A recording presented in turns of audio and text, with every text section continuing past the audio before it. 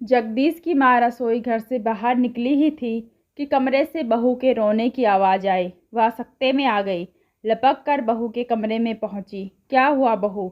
माँ जी। वह कमरे से बाहर निकलने ही वाली थी। माँ का स्वर सुन वह एक हाथ दाहिने कान की तरफ ले जाकर घबराए स्वर में बोली, कान का एक झुमका न जाने कहाँ गिर गया। क्या? पूरे कमरे में देख डाला माँ जी, पर न जाने कहाँ। और वह सुबक सुबक कर रोने लगी। यह तो बड़ा बुरा हुआ। बहू एक हाथ कमर पर रखकर बोली, सोने का खोना बहुत अशुभ होता है। अब क्या करूँ माँ जी? चिंता मत करो बहू, पूरे घर में तलाश करो, शायद काम करते हुए कहीं गिर गया हो। जी, रसोई घर में भी देख लेती हूँ। वैसे सुबह नहाते वक्त तो था। जगदीश की पत्नी पूर्णिमा ने आंचल से आंसू पोंछे और रसोई घर की तरफ बढ़ गई। सास ने भी बहू का अनुसरण किया। रसोई घर के साथ ही कमरे के प्रत्येक अलमारी, मेज की दराज, श्रृंगार का डब्बा और ना जाने कहाँ कहाँ ढूंढ गया, मगर कुछ पता नहीं चला। अंत में हार मानकर पूर्णिमा रोने लगी। कितनी परेशानी मुसीबतों को झेलने के पश्चात जगदीश सोने के झुमके बनवा कर लाया। तभी किसी ने बाहर से पुकारा। वह बंसी की माँ थी। शायद रोने धोने की आवाज़ सुनकर आई थी। जगदीश के पड़ोस में ही रहती थी। काफ़ी बुजुर्ग होने की वजह से पास पड़ोस के लोग उसका आदर करते थे। मोहल्ले में कुछ भी होता, बंसी की माँ वहाँ होना अनिवार्य समझा जाता था। किसी के घर संतान उत्पन्न होती तो स्वर गाने के लिए, शादी ब्याह होता तो मंगल गीत और गारी गाने के लिए उसको विशेष रूप से बुलाया जाता था। जटिल पारिवारिक समस्याएं, आपसी मतभेद एवं न जाने कितनी पहेलियां हल करने की क्षमता उसमें थी। अरे क्या हुआ जग्गी की माँ, यह रोना धोना कैसा? कुशल तो है ना? बंसी की माँ ने एक साथ कई सवाल कर डाले। पड़ोस की सयानी औरतें जगदीश को अक्सर जग्गी ही कहा करते थे। क्या बताऊं जीजी, जगदीश की माँ रुआसी आवाज़ से बोली, बहू के एक कान का झुमका खो गया है। पूरा घर ढूंढ लिया पर कहीं नहीं मिला। हाय राम। एक उंगली ठुड्डी पर रखकर बंसी की माँ बोली, सोने का खोना तो बहुत अशुभ होता है। बोलो जीजी, क्या करूं? पूरे तोले भर का बनवाया था जगदीश ने। एक काम करो जग्गी की माँ। बोलो जीजी। अपने पंडित दयाराम शास्त्री है ना, वह पोथी पत्रा विचारने में बड़े निपुण हैं। पिछले दिनों किसी की अंगूठी गुम हो गई थी तो पंडित जी की बताई दिशा पर ही मिली थी। डूबते को तिनका का सहारा मिला। पूर्णिमा कातर दृष्टि से बंसी की माँ की तरफ देखकर बोली, उन्हें बुलवा दीजिए। अम्मा जी, मैं आपका एहसान जिंदगी भर नहीं भूलूंगी।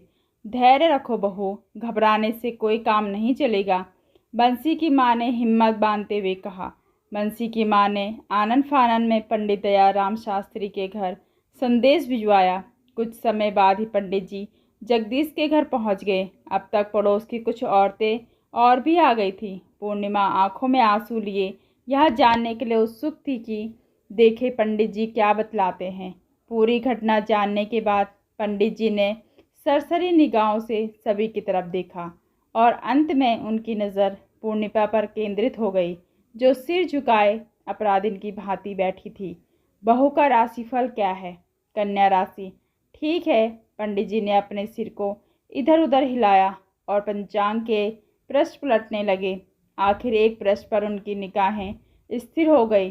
पृष्ठ पर बनी वर्गाकार आकृति के प्रत्येक वर्ग में उंगली फिसलने लगी। हे राम!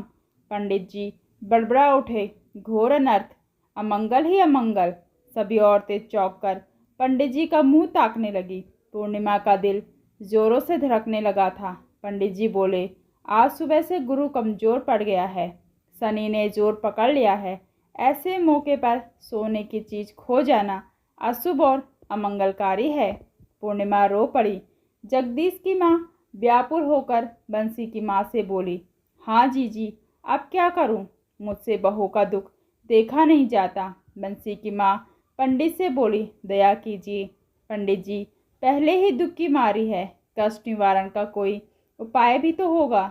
है क्यों नहीं? पंडित जी आंख नचाकर बोले, ग्रहों को शांत करने के लिए पूजा पाठ, दान पुण्य, धर्म कर्म, ऐसे कई उपाय हैं। पंडित जी आप तो पूजा पाठ करवाने को कहेंगे, सब करवाऊंगे, जगदीश की माँ रुआंसी स्वर में बोली, कृपा कर बताइए, झुमका मिलने की आस है या नहीं? हूँ। लंबी हुआर भरने के पश्चात पंडित जी की नज़रें पुनः पंचांग पर जम गई। उंगलियों की पोरों में कुछ हिसाब लगाया और नेत्र बंद कर लिए। माहौल में पूर्ण निवारता छा गई। धड़कते दिलों के साथ सभी की निगाहें पंडित जी की स्थूल काया पर स्थिर हो गई।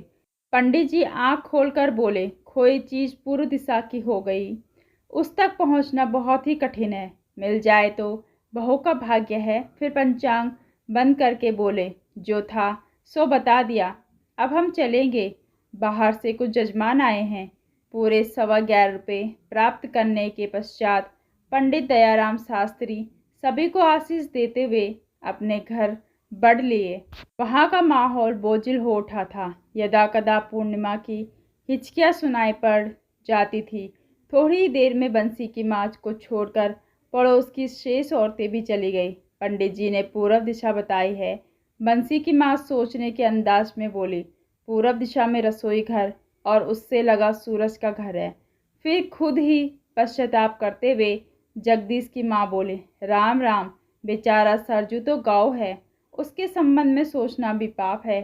ठीक कहती हो। जग्गी की माँ बंसी की माँ बोली, उसका पूरा परिवार ही सीधा है, आज तक किसी से लड़ाई झगड़े की कोई बात सुनाई नहीं पड़ी है। उसकी बड़ी लड़की तो रोज़ ही समय पूछने आती है। सरजू तहसील में चपरासी है ना? फिर पूर्णिमा की तरफ देखकर बोली, क्यों, बहू सरजू की लड़की आई थी क्या? आई तो थी माँ जी, लो में आकर शायद झुमका उसने उठा लिया हो। क्यों जग्गी की माँ, तू कहे तो बुलाकर पूछूं? मैं क्या कहूँ जीजी। पूर्णिमा पसोपेश में पड़ गई। उसे क्या लगा कहीं कोई बखेड़ा न खड़ा हो जाए। यहाँ तो सरासर उस बेचारी पर शक करना है। वह बात के रुख को बदलने के लिए बोली, क्यों माँ जी, रसोई घर में फिर से क्यों न देख लिया जाए। इतना कहकर पूर्णिमा रसोई घर की तरफ बढ़ गई। दोनों ने उसका अनुसरण किया। तीनों ने मिलकर ढूंढना शुरू किया।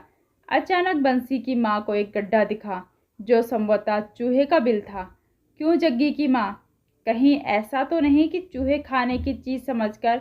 बोलते बोलते बंसी की माँ छिटक कर दूर जा खड़ी हुई, क्योंकि उसी वक्त पतीली के पीछे छिपा एक चूहा बिल के अंदर समा गया। बात तो सही है जीजी, चूहों के मारे नाक में दम है। एक बार मेरा ब्लाउज बिल के अंदर पड़ा मिला था। कमबख्तों ने ऐसा कुतरा जैसे महीनों के भूखे रहे हो। फिर गड्ढे के पास बैठते हुए बोली, हाथ डालकर देखती हूँ। ठहरिए माँ जी, पूर्णिमा ने टोकते हुए कहा, मैं अभी टॉर्च लेकर आती हूँ। चूंकि बिल दीवार में फर्श से थोड़ा ही ऊपर था, इसलिए जगदीश की माँ ने मुंह को फर्श से लगा लिया। आसानी से देखने के लिए फर्श पर लेट सी गई और बिल के अंदर झांकने प्रयास करने लगी। अरे जी, वह तेज स्वर में बोली, कोई चीज़ अंदर दिख तो रही है, हाथ नहीं पहुंच पाएगा। अरे बहू, कोई लकड़ी तो दे।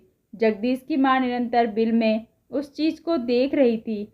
वह पलकें झपकाना भूल गई थी। फिर वह लकड़ी डालकर उस चीज़ को बाहर की तरफ लाने का प्रयास करने लगी और जब वह चीज़ निकली तो सभी चौंक पड़े। वह आम का पीला छिलका था जो सूख कर सख्त हो गया था और कोई दूसरा मौका होता तो हंसी आए बिना न रहती। बंसी की माँ समझाती रही और चलने को तैयार होते हुए बोली, अब चलती हूँ, मिल जाए तो मुझे खबर कर देना, वरनी सारी रात सो नहीं पाऊंगी। बंसी की माँ के जाते ही पूर्णिमा फफक फफक कर रो पड़ी। रो मत बहू, मैं जगदीश को समझा दूंगी।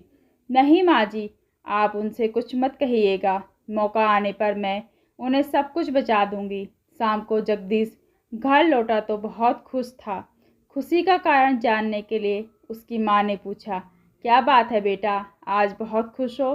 खुशी की बात ही है माँ, जगदीश पूर्णिमा की तरफ देखते हुए बोला।